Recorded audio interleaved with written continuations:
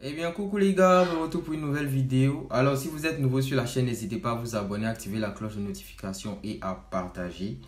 Aujourd'hui, on va parler de comment, encore du visa bien sûr, on va parler de comment avoir un dossier en béton pour le visa. Voilà, vraiment un dossier en béton. Et avant de parler de ça, j'ai un pote à moi qui a écrit au centre de demande de visa en Côte d'Ivoire, mais ça concerne pratiquement tout le monde, vu les différentes informations que j'ai pu recueillir de chacun des pays. Les délais de traitement sont de 15 jours ouvrables minimum. 15 jours ouvrables, c'est-à-dire vous ne comptez pas les week-ends. Donc, si vous voulez compter les week-ends, vous devez compter 21 jours minimum à 38 jours maximum pour recevoir une réponse de la part du consulat. Et bien évidemment, les réponses peuvent venir avant les 21 jours. C'est possible.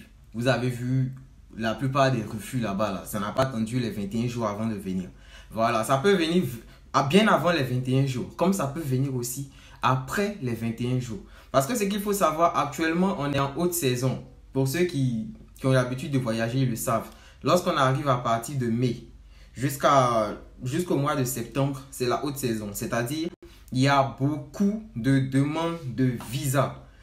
Les visas étudiants sont traités en priorité, certes, mais il n'y a pas que les étudiants actuellement qui demandent des visas.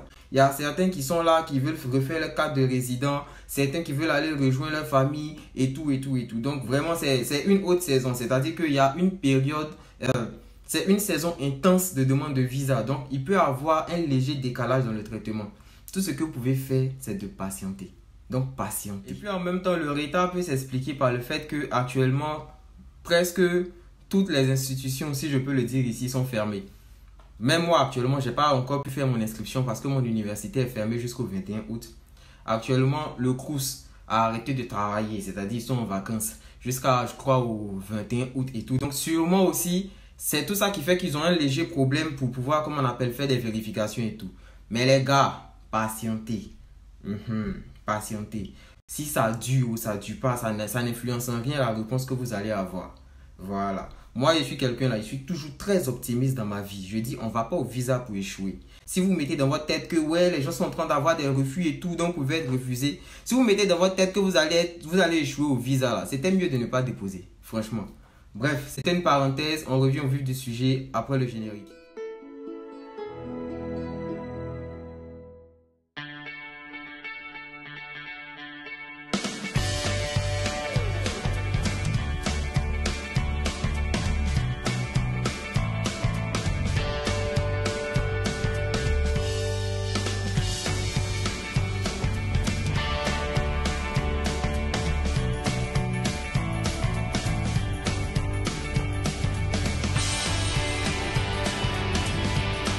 De retour. Alors, comment avoir un dossier en béton? Bah, c'est simple. En fait, il y a trois points qui sont assez importants. C'est sur ces trois points-là que je vais m'attarder. Il y a premièrement le volet pédagogique, le volet hébergement et le volet garant financier. Je vais m'attarder sur ces trois points. Là, dans la dernière vidéo, j'ai parlé du volet pédagogique. Les gens sont venus me dire, ouais, Eddie, sur les fiches que Campus France nous ont données, il n'y a pas de volet pédagogique et tout, blablabla. Bla, bla, bla. Bon, moi, je ne comprends pas. Volet pédagogique, là, c'est pas payant, c'est vos bulletins. Si vous mettez là, ça vous enlève quoi au juste? Si c'est pas obligatoire, vous pensez que ceux qui sont en terminale actuellement, qui doivent passer le bac et tout là, qui ont déjà reçu l'accord préalable d'inscription, mais c'est que eux, vous allez avoir le visa, si c'est pas important d'ajouter le volet pédagogique. Voilà. Parce que ne faites pas après, on va venir vous demander des compléments de dossier. Actuellement, là, les traitements sont longs. Vous allez faire encore, ils vont vous faire durer. C'est pas intéressant. Actuellement, là, on est déjà proche de la rentrée.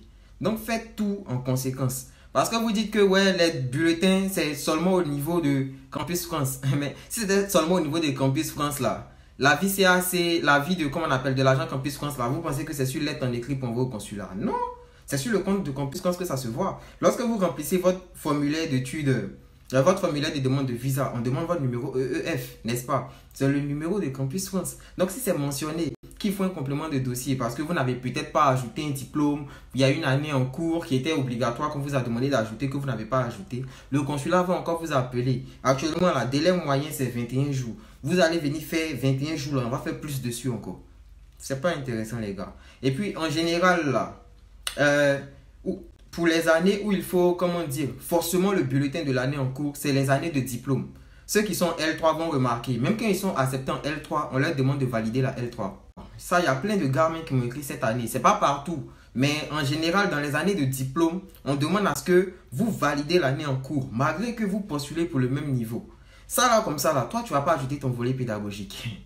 On t'a appelé complément des dossiers. Tu vas faire 15 jours là, plus 10 encore. Donc, mettez toutes les chances de votre côté. Maintenant, après, si vous êtes dans les classes intermédiaires, c'est-à-dire si vous n'êtes pas en année de bac, en année de validation de licence ou bien de validation de master, si vous êtes dans les années intermédiaires, c'est-à-dire la licence 1, que vous avez fait votre compte Campus France avec votre certificat de scolarité, ce n'est pas nécessaire pour vous d'ajouter encore le dernier bulletin de l'année en cours. Non, vous pouvez directement partir avec ce que vous avez fait sur le compte Campus France. Mais si vous êtes en année de diplôme, je vous recommande fortement d'ajouter. Donc, ne négligez pas le volet pédagogique. Ce n'est pas payant, c'est gratuit. Ne négligez rien, les gars, ne négligez rien. Maintenant, je vais aborder l'aspect logement. Je vais plus parler de la cohérence. Les dossiers à fournir, j'en ai déjà parlé dans 2 vidéos. Allez sur ma chaîne, vous allez voir. Voilà. Je vais surtout parler en fait de la cohérence parce que quand je dis dossier en béton, c'est surtout un dossier cohérent. Dossier en béton, ce n'est pas vos garants qui touchent 100 millions, vos logements que vous louez à 1000 euros là. C'est pas ça. Un dossier en béton, c'est un dossier qui est cohérent. Là, par exemple, je vais prendre un exemple. Tu ne peux pas louer, par exemple, un logement. Ton contrat de bail lui-même, c'est-à-dire la date à laquelle tu pourras entrer dans le logement. Le contrat de bail lui-même, il commence le 24 août. Et puis toi, tu mets comme date d'arrivée le 4 juillet. Alors que lorsque tu remplissais ton formulaire de visa, tu as mentionné que tu n'as aucun parent en France. Donc, ton contrat commence le 24 août. Toi, tu viens le 4 juillet. Là. Tu vas dormir où? Non, mais sérieusement, tu vas dormir où? C'est ça le truc. Là, on va te mettre un petit motif 4 comme ça pour rien, alors que tes documents sont authentiques. Donc, il faudra vraiment, comment dire, avoir un esprit vraiment cohérent. Voilà, vous pouvez venir bien avant la rentrée, ce n'est pas un souci. Voilà, mais il faudra vraiment que tout soit cohérent. Il y a certains, par exemple, qui ont des... Même l'année passée, moi, j'ai un pote comme ça. Lui, il était au Crous. Et puis, lui, il est venu début juillet. Parce que lorsqu'il a fini de mettre son attestation de réservation de Crous, il a encore mis une attestation d'hébergement de son oncle qui était ici. Voilà, au moins, on sait que il a fait sa demande de visa en juin. Sa rentrée, c'est en septembre. Mais s'il vient début juillet, là, il a quelque part où il peut dormir. Comme ça, là, vous voyez que ça fait beaucoup plus cohérent que toi-même, tu n'as personne. Tu as mentionné dans ton truc que tu n'as personne. Et puis, ton logement, tu dois entrer dedans le 25. Toi, tu mets que tu viens en France le 4 juillet. Tu dors où? C'est pas cohérent. En même temps, pour préciser une chose, parce que ça arrive très souvent. Plein font cette erreur-là. Vous ne pouvez pas voyager avant la date d'arrivée que vous avez mis sur votre formulaire. Parce que c'est à cette date-là que votre visa sera disponible.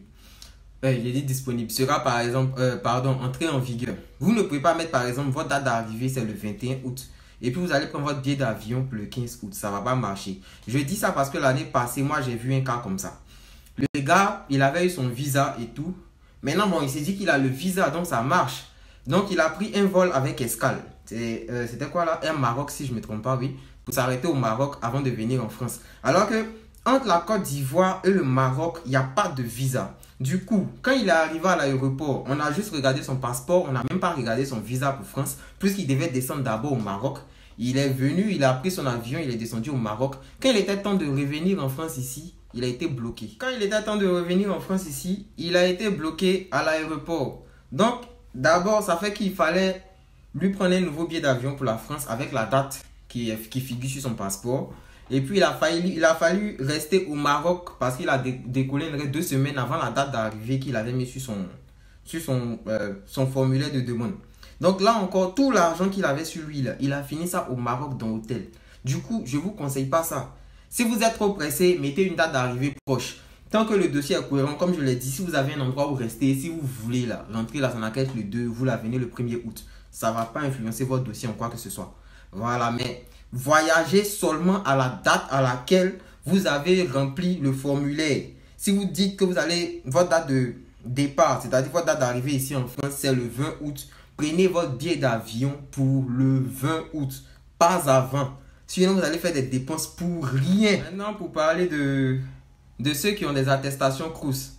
Si vous avez des attestations Crous, c'est-à-dire si vous avez un logement au Crous, vous pouvez venir bien avant. Parce que c'est vrai que le Crous en question, là, les logements au Crous, pour entrer dans le logement Crous, c'est à partir du 1er septembre, c'est-à-dire le premier jour de la rentrée, c'est là qu'on rentre au Crous. Mais vous pouvez venir bien avant. Même si vous n'avez personne en France, ça ne gêne pas. Vous pouvez venir bien avant.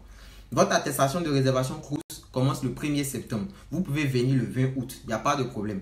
Vous envoyez un mail au Crous de votre ville. Vous leur dites juste que vous venez avant. C'est tout. Parce que le consulat, ils savent qu'au Crous, on peut rentrer bien avant le 1er septembre. C'est juste que si, par exemple, vous rentrez au Crous le 20 août, vous allez payer le loyer du 20 août au 31 août.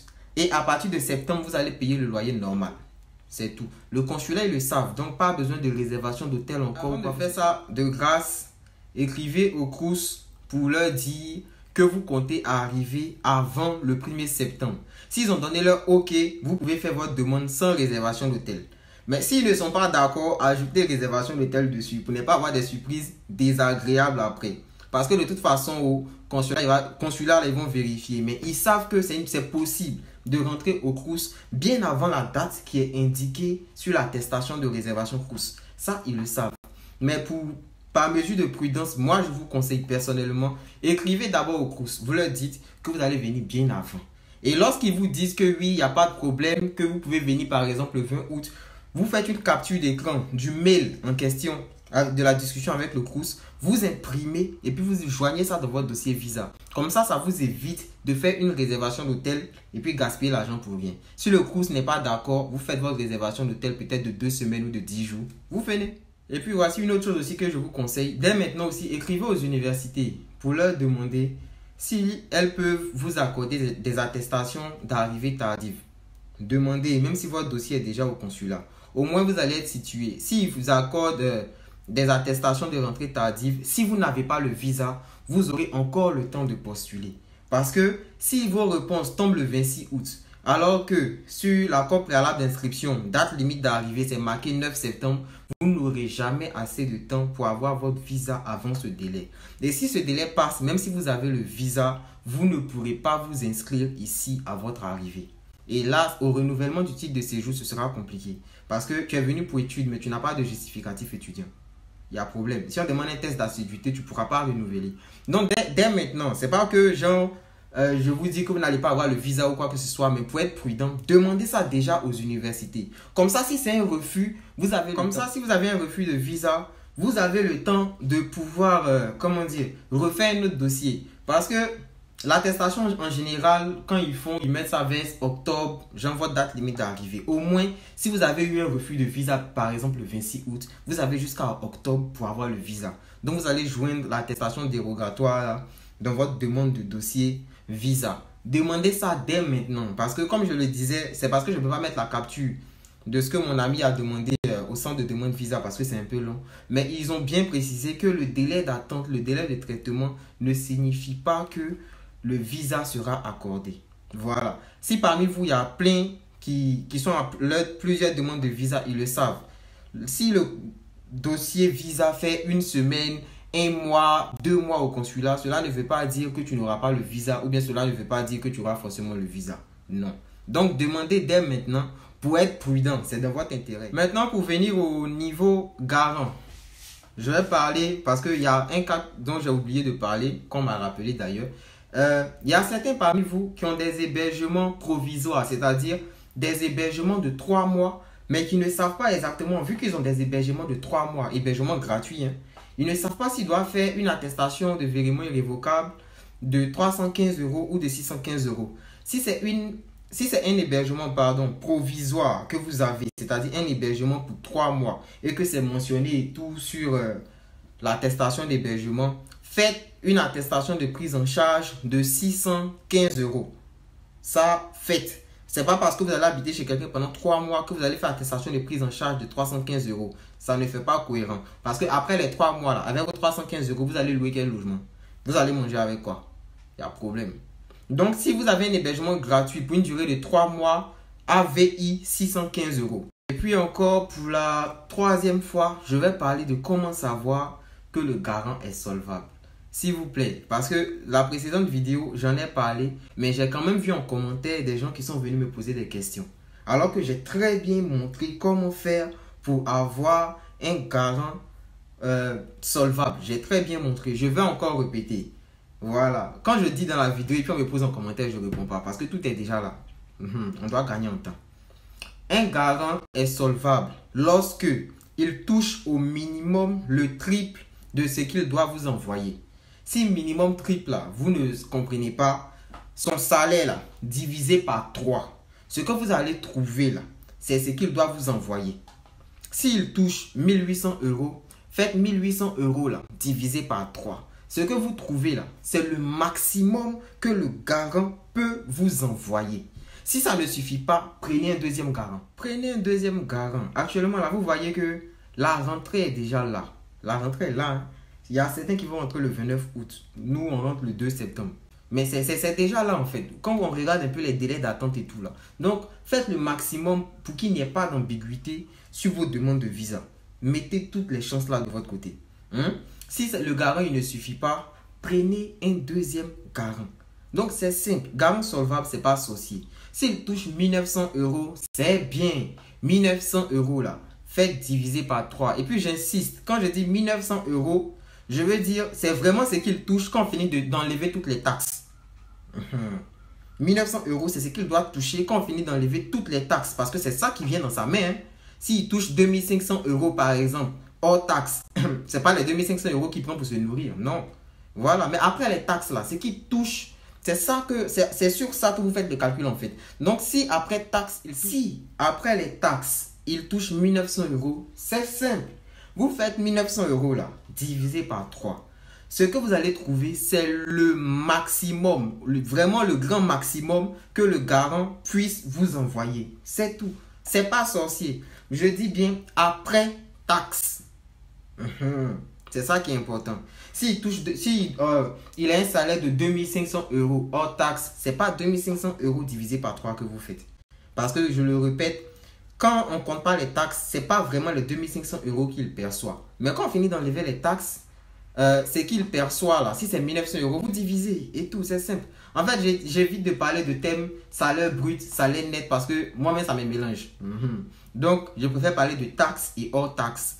Vos calculs faites en fonction du salaire lorsqu'on finit d'enlever les taxes. C'est-à-dire ils ont tout coupé ce qu'on doit couper là. Ce qui reste là, faites vos calculs avec. J'espère que c'est un peu... Voilà, donc je vais m'arrêter là pour ne pas être trop long. Hein. Donc, si vous avez des questions à poser, mon Instagram il est disponible, c'est Eddie Kodjan. Je réponds comme je peux. Souvent je ne réponds pas sur le champ parce que à part YouTube et puis répondre aux messages sur Instagram là, j'ai aussi des choses que je peux faire de ma vie.